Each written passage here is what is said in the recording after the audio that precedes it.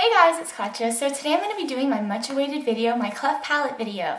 I know some of you guys are super excited to see this and I'm super excited to do this video. I'm just going to start off with just like some basic things about like what a cleft palate is, you know. I actually wrote a book on my cleft palate my sophomore year of high school, and I'm just going to read to you guys a passage that I wrote in this book. It's about like just what a cleft palate is, and I hope you guys can understand this. A cleft lip and palate is a defect that affects the upper lip and the roof of the mouth. Clefts happen when the tissue that forms the roof of the mouth and upper lip don't join. This happens in the uterus. While it's disturbing in appearance, it actually is repairable through a series of operations and orthodontics, like mine was. Knowing more about clefts, how they happen, how they can be repaired, is the first step in eliminating the fears and stereotypes people have about this birth defect. Hopefully, education can help stop the bullying and ridicule these children suffer, often into adulthood. And maybe fewer parents will be shocked by them. By telling the story of my journey through a cleft repair, I want to help people understand that clefts do not make people less human. But your cleft palate will affect your ears, your lips, your teeth, and your eyes, and of course your nose. It affects your ears because your nostril is like, your mouth is like, and your nostrils are like attached to your ears, and like you have ear problems. Like I've had ear problems in the past. Like I've had tubes in my ears. That was a surgery that I went through. I was really little. It happens like 1 in every 700 babies, so it's quite common, I would say. But it's most common in China and in Indonesia. I really don't know why it's most common there, because I was born in Russia, and you know, that's not in Asia, it's in Europe. So I have a cleft lip and palate, and I had a super, super wide cleft. It was like intense, and that's why like mine is most noticeable. Something that all my friends find is super interesting is that I do not have a uvula. And my uvula is actually split due to the failure of fusion of the lateral palatin process, Hassel septum, that's what it says. I wrote that down. I would show you guys, but it's kind of inappropriate. It's kind of like disgusting. A lot of people with cleft palates have that, I guess. I thought I was the only one. So I guess I'm just going to talk about like the problems that I had when I was a child with my cleft palate. It was really hard to eat before I had my first surgery. Like, you know, I had this like super wide opening, you know, it was hard for me to eat and swallow. But with other children, it's hard. You can have difficulty hearing, you can have difficulty speaking. I actually went to like a speech therapist. Usually people with cleft palates have speech problems, but I guess I was super lucky and didn't have any speech problems, which I'm so thankful for. And I just talk now. So it's funny. I've had 12 surgeries. So I had my very first one, which was the you know, stitching of this one, like the clearing up of this one, and that was when I was 8 months old. And then here, I'll show you like how they repair this. It's just this little picture right there. Can I see that? That's basically how they repair with the stitching and everything. So yeah, my second surgery fixed the top of my mouth. I had this surgery when I was 11 months old. This was the first really major surgery that a child with the cleft lip and palate has. It is called the palate repair. This is the closure of the cleft palate and the formation of the uvula. The medical definition for a cleft lip repair is a surgical procedure to correct the groove-like defect in the lip. The main purpose of this surgery is to help the child in many ways. It corrects breathing, allows eating properly, and tries to make the child look as normal as possible. This procedure is usually done before the first 6 months of the baby's life. This is because the children grow extremely quickly, and having the surgery in the band time from 1 to 6 months of the baby's life will allow the baby to look close to normal as fast as possible. And it will make the baby get used to not having the gap under the lip connecting to the nostril. This is probably my major surgery, you know, that made me look like what I look like kind of today.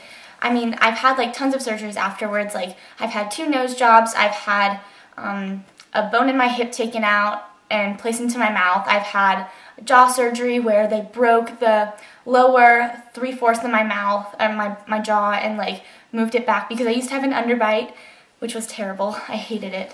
I always got made fun of. And yeah, so I'm super happy because now I have, you know, a normal bite. But that was probably the most intense one, I think, because like I had grown up with an underbite. You know, you know, I'd gotten used to it, and it was just super weird and strange to like finally have like, you know, a normal bite. I also remembered getting bullied in elementary school a lot. I got bullied quite a bit. I mean, like, I remember, I think my first getting made fun of was in like 1st or 2nd grade, and it was like, I was on the playground, and I don't know, something happened, and like this guy just came up to me and he was like, "What's your name?" And I'm like, "Katja." And he said, "No, your name's not Katja, your name's Crooked Nose Girl."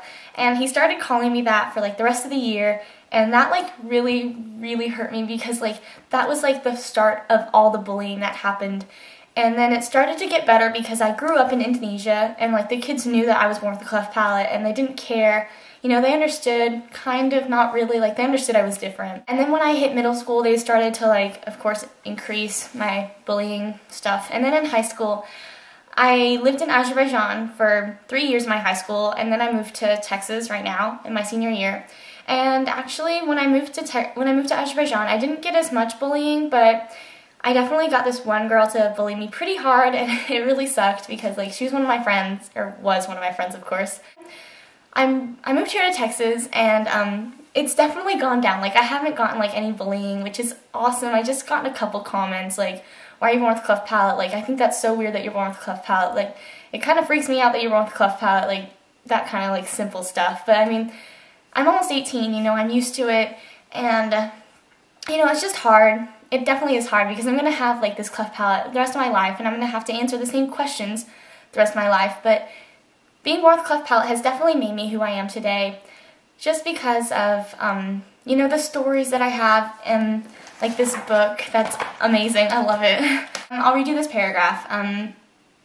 In 2006, I had a rhinoplasty and septum repair. Rhinoplasty is really another word for nose job. A rhinoplasty can be performed to reshape the nose for cosmetic reasons, to boost up someone's self-esteem.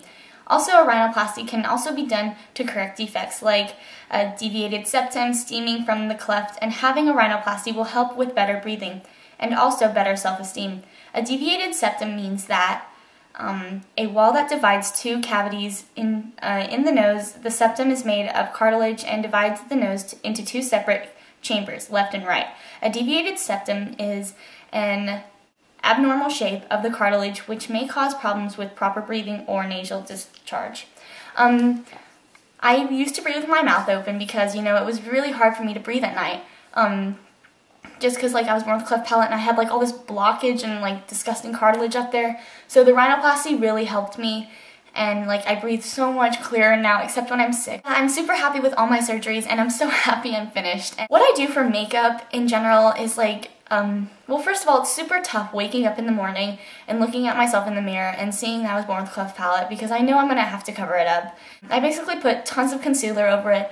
I put powder over it. Like, it's pretty covered up right now, but I usually put like the Pro Longwear matte concealer over it, because once I found out that that was coming out, I was like, yes, yes, yes, because all my concealer wears off like at lunchtime, like when I eat. Also, I tend to just wear tons of makeup so people look at my eyes instead of my lips, you know, because I don't like it when people like just look at me and I'm talking and then they're just looking at my lips, you know, my scar, and it just makes me feel terrible. But I definitely have low self-esteem. I don't think I'm very pretty, you know, I always compare myself to all the like other girls at my school or like models in a magazine.